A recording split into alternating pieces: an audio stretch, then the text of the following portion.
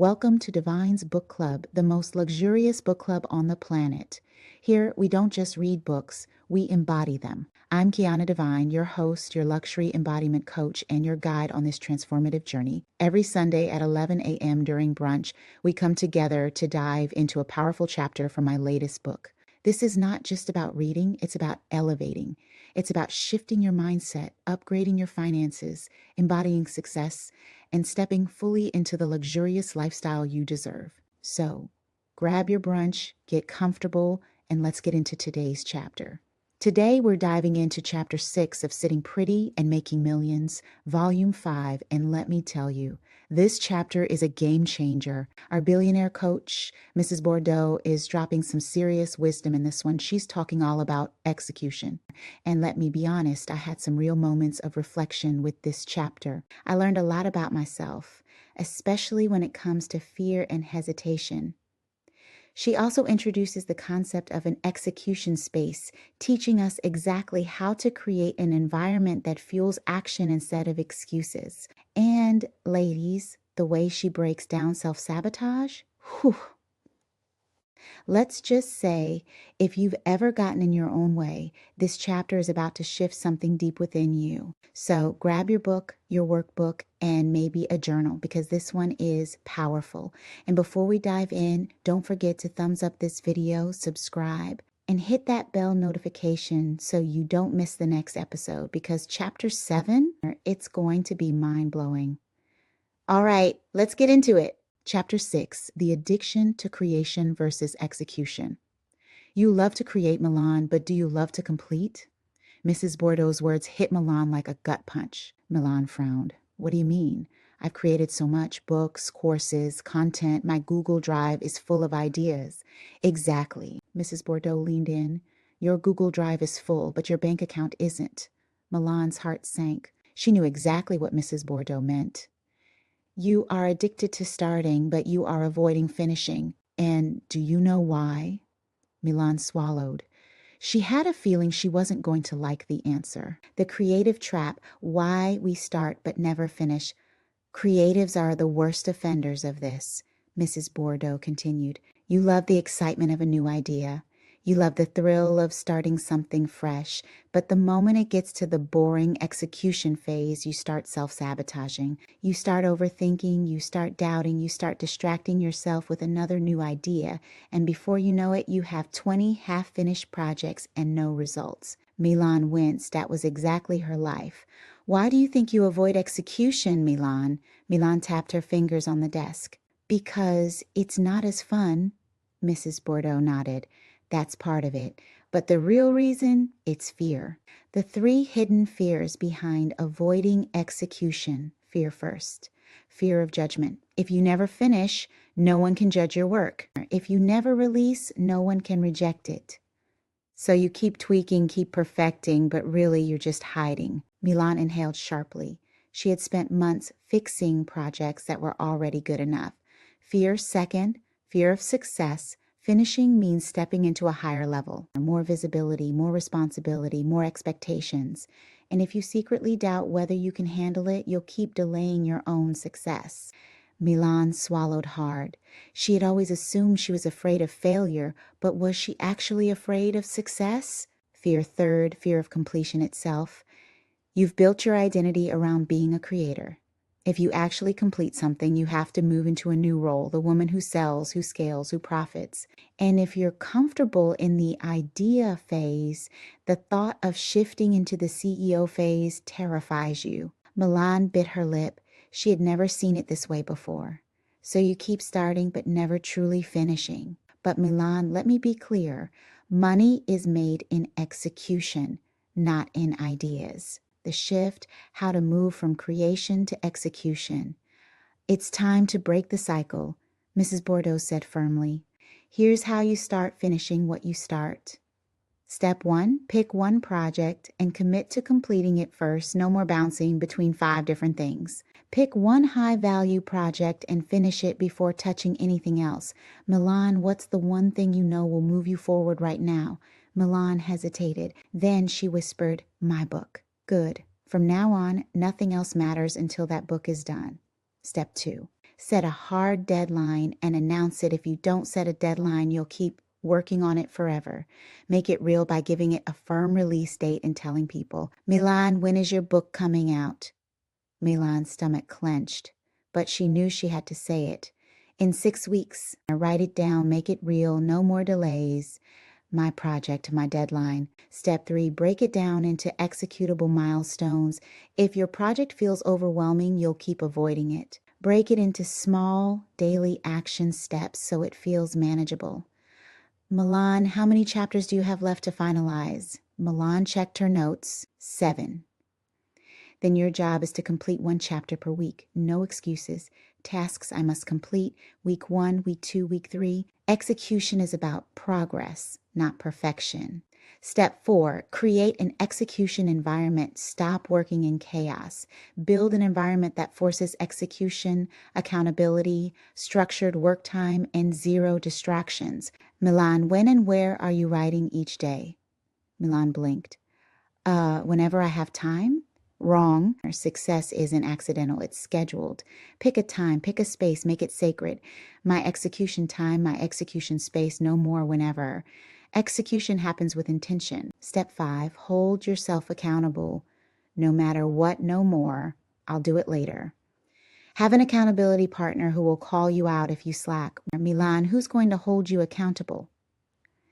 Milan thought about her sister, Jade, the one person who never let her off the hook. Jade, she won't let me slip. My accountability partner, execution happens when someone else expects you to finish. Milan's breakthrough, the woman who finishes what she starts. Milan let out a slow breath. This was it. No more excuses, no more I'm working on it. She was about to become the woman who finishes.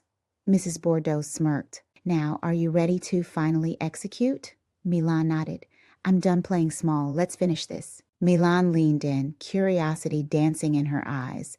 Mrs. Bordeaux, can you give me an example of the environment I should create for my execution space? I need to know what this actually looks like. And while you're at it, tell me about yours. Mrs. Bordeaux smirked, crossing her legs as she leaned back. Ah, now we're talking. Because your environment is either working for you or against you. And right now, Milan, I suspect yours is full of distractions, clutter, and unnecessary energy drainers. Milan nodded, sipping her tea. You're not wrong. Mrs. Bordeaux's voice softened, but her words were sharp. You can't execute at a high level in chaos. You need an environment that feeds your focus, inspires your creativity, and makes success feel inevitable. She gestured around her as if inviting Milan into her own world. The non-negotiables of an execution space. Mrs. Bordeaux folded her hands. Now listen carefully. This isn't just about having a cute office. This is about engineering your space for million-dollar execution. Here's what you need. 1, a physical space that commands focus, no clutter, no distractions, no piles of undone work staring at you. Everything in this space should have a purpose. If it doesn't serve you, it doesn't belong here. Invest in a beautiful, comfortable workspace that makes you feel powerful every time you sit down. My space? It's sleek, minimalist, and intentional. A black and gold desk, a high-back executive chair, and a whiteboard with my top priorities staring me in the face. 2, aesthetic and energy that feels like wealth you need to feel rich, successful, and elevated when you sit in your space. Add luxury touches, gold accents, scented candles, fresh flowers, a crystal paperweight. Your space should smell, feel, and look like success lives there. I burn rich-smelling candles, vanilla oud, amber sandalwood. I play soft jazz or binaural beats. I keep a glass of alkaline water on my desk because hydration is part of the millionaire mindset. 3, a systemized, distraction-free zone phone on Do Not Disturb, boundaries in place, no random interruptions, a clear execution plan, what gets done and when. In my space, I don't scroll. I don't entertain distractions. I set a timer, execute, and when I'm done, I leave. My workspace is for work. My leisure space is for play. No confusion. 4, tools that make execution effortless. A structured calendar. Time blocking is non-negotiable. A project management system. Trello, ClickUp, Asana, pick one. A clean, clear desk, no chaos, no mess, just power and precision. I have 2 monitors, one for work, one for notes, a digital planner that keeps me locked in, a playlist that signals work mode. It's a full experience because when my environment is powerful, so am I. Mrs. Bordeaux's execution ritual. Now, Milan, let me tell you exactly how I start my execution sessions because routines matter. 1, I set my intention. Before I do anything, I ask, what's the one thing that will move me forward today? 2, I eliminate distractions. Phone goes on silent. Emails get checked later. Social media? Not during execution hours. 3, I enter flow. I light a candle. I play instrumental music. I take a deep breath, sit down, and execute like a woman who gets things done. 4, I time block my work, 90 minutes of deep work, then a 15-minute break, non-negotiable execution, no second guessing, no distractions. Then I move on to the next task or I walk away because balance matters. Mrs. Bordeaux tilted her head. Milan, do you see the difference? My environment is designed for power. It's not accidental, it's intentional. Because if your workspace is chaotic, your results will be too. Milan's breakthrough, building her own execution space, Milan inhaled sharply. She had been treating her workspace like a storage closet, not a $1 million command center. No more.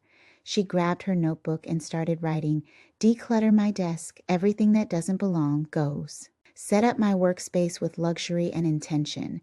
Create an execution ritual that gets me locked in. Time block my work and commit to it. She looked up, fire in her eyes. Mrs. Bordeaux, I see it now. My space is going to be a reflection of my success. No more working in chaos. I'm building my execution empire. Mrs. Bordeaux smirked. Good, because now there are no excuses left. It's time to sit pretty and execute. Reader challenge, build your $1 million execution space now. It's your turn. Take this challenge and create your own execution space. Step 1, declutter your workspace. Remove distractions, clutter, and anything that doesn't serve you. Step 2, create a luxury vibe. Add a scented candle, soft lighting, elegant decor, whatever makes you feel powerful. Step 3, set up your execution tools, a structured planner, a time-blocked calendar, a clear system for getting things done. Step 4, establish your execution ritual. What will signal your brain that it's time to lock in and produce results? Sign below. As a commitment to your self-signature, your success starts with the space you create. Make it powerful. Make it intentional. Make it yours. Execution space. Checklist and planner design your $1 million workspace for maximum focus and success. Your environment is a reflection of your success. If your space is cluttered, chaotic, and uninspiring, your results will be too. Use this checklist to create an execution space that sets you up for power, precision, and productivity. Step 1, declutter and clear the chaos. Remove anything that does not serve your success. Old papers, random clutter, distractions. Organize your desk. Only essentials should remain. Set up a dedicated execution zone. This space is only for focused work. What items do you need to remove from your space? What items should be added or reorganized for better workflow? Step 2, elevate the aesthetic and energy of your space. Choose a workspace color scheme that feels luxurious and powerful. Add 1 or 2 luxury touches, gold accents, a crystal paperweight, elegant decor. Enhance the ambiance, lighting, fresh flowers, inspiring artwork. What items will make your space feel rich and high energy? What scent or candle will create the right mood? Step 3, remove distractions and set boundaries. Put phone on do not disturb during execution hours. No unnecessary tabs, apps, or notifications. Set up a clean workspace. Set clear work boundaries, when and where you work, who can interrupt you. What distractions do you need to eliminate? What boundary will you put in place to protect your work time? Step 4, set up tools for maximum execution. Time block your schedule. Work in structured sessions, e.g., 90-minute sprints. Use a project management system, Trello, Asana, ClickUp, Notion. Have a digital or physical planner with clear goals for the day. Use noise-canceling headphones or soft background music to stay focused. What tools will help you stay on track? What time blocking strategy will you use? Step 5, create your execution ritual. Set an intention before each session. What is my top priority today? Use a trigger to start your execution mode, lighting a candle, playing music, deep breathing. Take a brief moment to visualize success before you begin. Execute with full focus, no distractions, and no hesitation. What ritual will signal to your brain that it's time to work? How will you reward yourself for deep focus and execution? Final commitment, own your execution space signature. Date, I commit to creating a space that supports my success, eliminates distractions, and sets me up for effortless execution. My environment will be my advantage. Milan's execution plan, Mrs. Bordeaux's final challenge. Step 1, pick one project and commit fully. Step 2, set a hard deadline and announce it. Step 3, break it into weekly execution steps. Step 4, create a distraction-free execution space. Step 5, have an accountability partner to keep you on track. Tomorrow, you stop being a woman who starts things. You become the woman who completes them. Milan's jaw set. This time, she wasn't just planning success, she was executing it. She was no longer just a creator. She was a finisher. And that changes everything. Milan sat upright, gripping her pen, waiting for Mrs. Bordeaux to reveal the secret she had promised. There's something no one tells you about execution, Milan, and if you don't know this, you'll fall into the same cycle again. Milan leaned in, pulse quickening. What is it? Mrs. Bordeaux smirked, tilting her head. Execution isn't about discipline. It's about identity. Milan blinked. Identity? Yes. You don't execute because you're trying to be disciplined. You execute because you've become the type of woman who follows through. It's who you are now. Milan's chest tightened. She had always tried to force herself to finish things. But what if the problem wasn't her discipline? What if the problem was how she saw herself? The secret, execution is an identity shift. You've been treating execution like an action, but it's not just an action, it's a state of being. The struggling woman says, I need to get better at finishing things. The successful woman says, I am a finisher. Everything I start, I complete. Milan swallowed. The difference was subtle but powerful. Right now, you still identify as someone who struggles with execution. That's why it's hard. The moment you shift into the identity of a finisher, everything changes. You don't need more discipline. You need to rewire who you believe you are. The identity shift, becoming the woman who always finishes. Mrs. Bordeaux leaned forward. From now on, you don't try to finish things. You simply do because that's who you are. Step 1, speak it into existence. Daily identity affirmation. Every morning, say this aloud. I am a finisher. I always complete what I start. Everything I touch turns to gold because I follow through with power and ease. Milan wrote it down. She felt silly, but she also felt something shifting. Step 2, make execution non-negotiable. When you start something, you commit until it's done. No exceptions.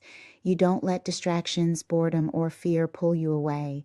You treat completion like a standard, not an option. Milan, what's your standard moving forward?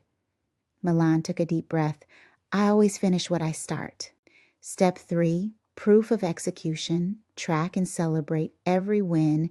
Every time you finish something, record it. Your brain needs evidence that you are now a finisher.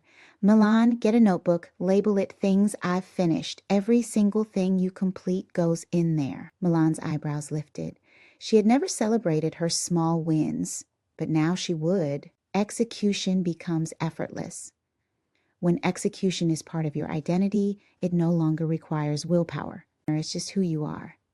You don't think about finishing, you just do, because that's what powerful women do. Milan's stomach flipped. She had been making execution feel like a battle.